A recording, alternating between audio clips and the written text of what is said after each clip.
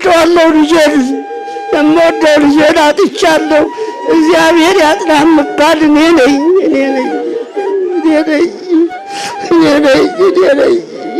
ቆስያለሁ፣ አዝኛለሁ።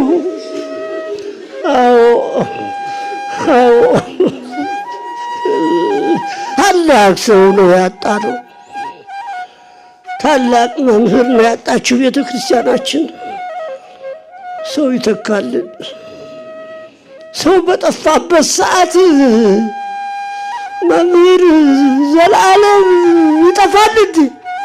ሊጠፋ ይገባዋል እንዴ?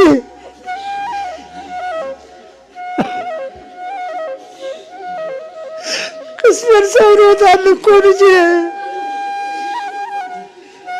ቅስሜን ሰብሮታል እኮ ልጄ።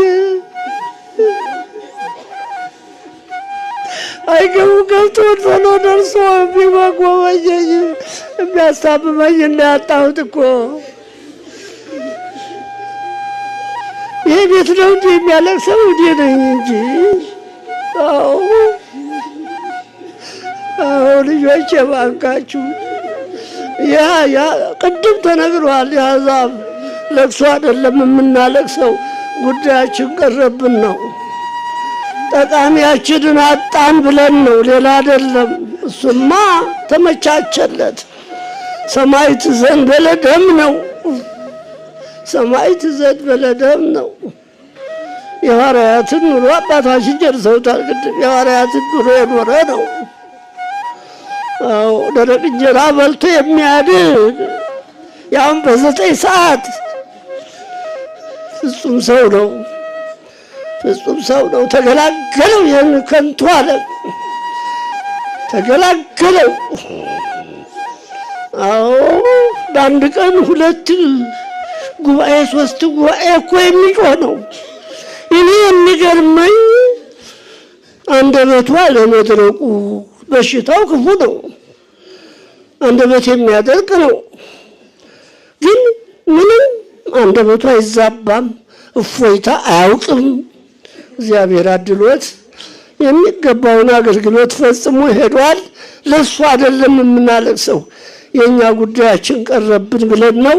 ሁላችሁም ተሰብስባችሁ እንድትሸኙት ነው መልእክቴን የማስተላልፈው። እኔ አባቱ መልእክቴን አስተላልፌላችኋለሁ። ወደዋለሁ ልጄን የምወደው ልጄን አጥቻለሁ። እግዚአብሔር ያጽናህ የምባል እኔ ነኝ።